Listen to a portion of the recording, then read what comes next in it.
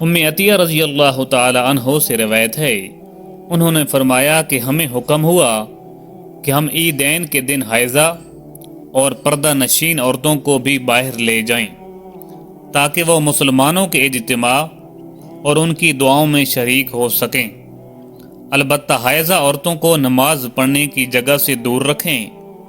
ایک عورت نے کہا، یا رسول اللہ صلی اللہ علیہ وآلہ وسلم، ہم میں بعض عورتیں ایسی بھی ہوتی ہیں جن کے پاس پردہ کرنے کے لیے چادر نہیں ہوتی۔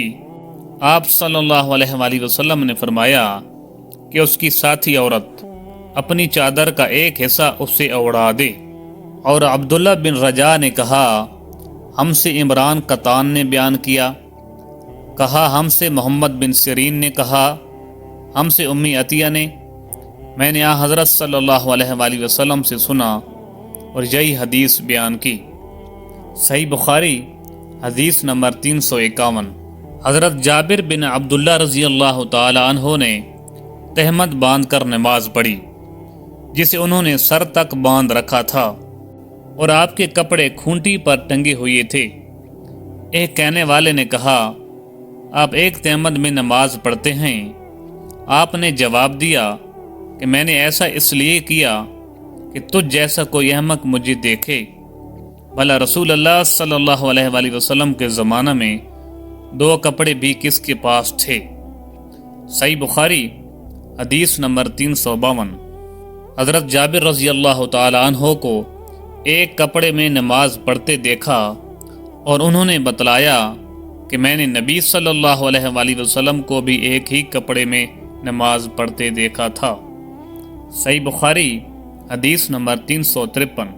نبی کریم صلی اللہ علیہ وآلہ وسلم نے ایک کپڑے میں نماز پڑھی اور آپ نے کپڑے کے دونوں کناروں کو مخالف طرف کے کاندھے پر ڈال لیا۔ صحیح بخاری حدیث نمبر 354۔ عمر بن ابی سلمہ سے روایت ہے کہ انہوں نے نبی کریم صلی اللہ علیہ وآلہ وسلم کو سلمہ کے گھر میں ایک کپڑے میں نماز پڑھتے دیکھا۔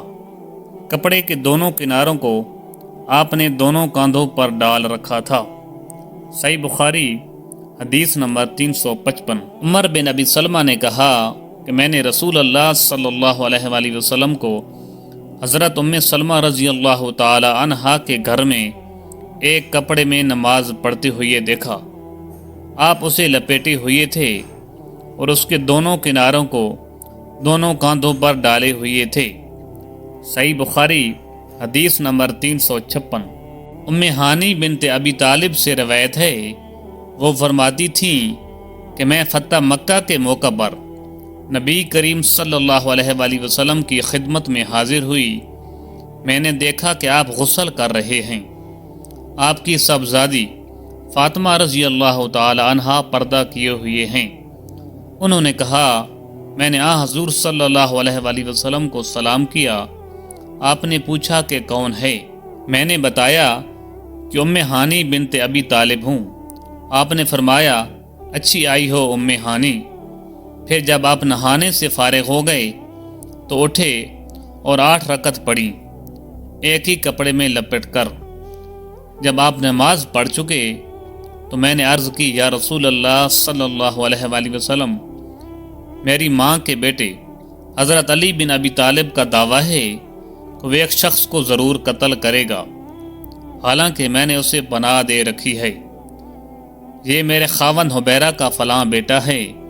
رسول کریم صلی اللہ علیہ وآلہ وسلم نے فرمایا کہ ہانی، جسے تم نے پناہ دے دی، ہم نے بھی اسے پناہ دے دی۔